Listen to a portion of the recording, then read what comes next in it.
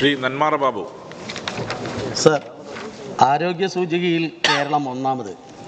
ഇന്ത്യയിലെ ഏറ്റവും കൂടുതൽ സൗജന്യമായി കിടത്തി ചികിത്സ നടത്തുന്നതും കേരളം. അത്തരം പ്രവർത്തനങ്ങളുമായി മുന്നോട്ട് പോകുന്ന വകുപ്പിനെയും മന്ത്രിയെയും LDF സർക്കാരിനെയും ഞാൻ അഭിനന്ദിക്കുന്നു. സർ, എൻ്റെ ചോദ്യം ഇതാണ്: സംസ്ഥാനത്തെ കുടുംബക്ഷേമ ഉപകേന്ദ്രങ്ങളെ ജനകീയ ആരോഗ്യ കേന്ദ്രങ്ങളാക്കി മാറ്റാൻ നടപടി സ്വീകരിച്ചിട്ടുണ്ടോ? സർ, അത്തരം സ്ഥാപനങ്ങളിൽ ജനങ്ങൾക്ക് അനുകൂലമായ എന്തെല്ലാം മാറ്റങ്ങളാണ് ഉണ്ടാവുക? മിനിസ്റ്റർ.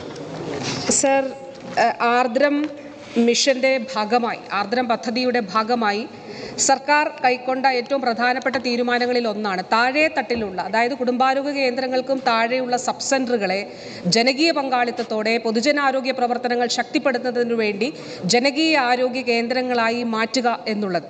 അതിൻ്റെ ഭാഗമായി 5000-ലധികം സബ് സെന്ററുകൾ, ഉപകേന്ദ്രങ്ങൾ സംസ്ഥാനത്ത് തിരുവനന്തപുരം മുതൽ കാസർഗോഡ് വരെ തിരഞ്ഞെടുക്കുകയും ബഹുമാനപ്പെട്ട മുഖ്യമന്ത്രി തന്നെ കഴിഞ്ഞ വർഷം സംസ്ഥാന തലത്തിൽ ജനകീയ ആരോഗ്യ കേന്ദ്രങ്ങളായി അവയെ മാറ്റുന്നതിന് വേണ്ടിയിട്ടുള്ള അതിൻ്റെ ഉദ്ഘാടന കർമ്മം നിർവഹിക്കുകയും ചെയ്തു.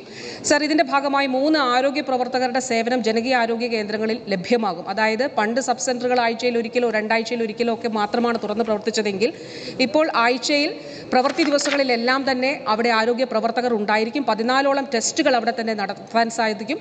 ജീവിതശൈലി രോഗങ്ങൾക്കുൾപ്പെടെയുള്ള, അതോടൊപ്പം തന്നെ മറ്റ് വൈറ്റമിൻ ടാബ്ലറ്റ്സ് ഒക്കെ തന്നെ ഇവിടെ നിന്ന് കൊടുക്കുന്നതിന് സാധിക്കും.